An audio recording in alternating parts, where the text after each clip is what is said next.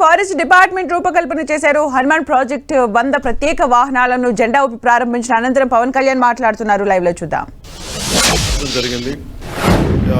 కూటమి ప్రభుత్వం అధికారంలోకి వచ్చిన తర్వాత వన్యప్రాణుల దాడుల్లో ప్రాణాలు కోల్పోయిన వారికి ఎక్స్గ్రేషియా, నష్టపోయిన పంటలకు ఇచ్చే నష్టపరిహారం మొత్తాన్ని గణనీయంగా పెంచాం.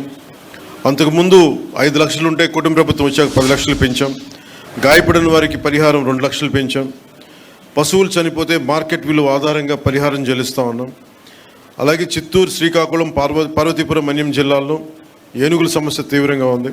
ఈ సమస్య పరిష్కారానికి మన కర్ణాటక ప్రభుత్వం సహకారంతో 4 కుంకి ఏనుగులను తీసుకొచ్చి ఇప్పటి వరకు 8 ఆపరేషన్స్ని విజయవంతంగా పూర్తి చేసి ఏనుగుల నుంచి ప్రజలకి పంటలకి రక్షణ కల్పించాం. అలాగే ఏఐ ఆధారిత, ఆర్టిఫిషియల్ ఇంటెలిజెన్స్ ఆధారిత పైలట్ ప్రాజెక్ట్ ద్వారా ఏనుగులు మరి ఇతర జంతువులు వచ్చే ముందస్తు హెచ్చరికలు ఇచ్చే వ్యవస్థని అటవీ సరిహద్దు గ్రామాల్లో అమలు చేస్తూ ఉన్నాం.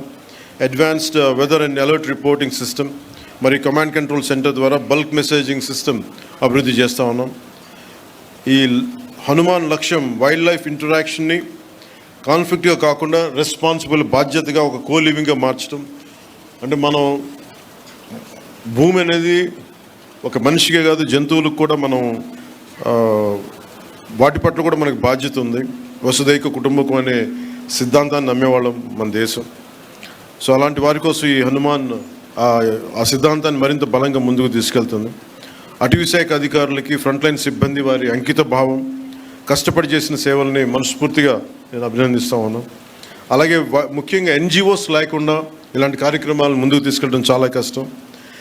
అలాగే wild life fund, Hyderabad tiger conservation society, eastern Ghats conservation society వంటి నిబద్ధతతో పనిచేస్తున్న స్వచ్ఛంద సంస్థలకి ప్రత్యేకంగా అభినందనలు తెలియజేసుకున్నాను. కలిసి జీవిద్దాం, కలిసి బతుకుదామని తెలియజేసుకుంటూ సెలవు తీసుకున్నాను. జై హింద్.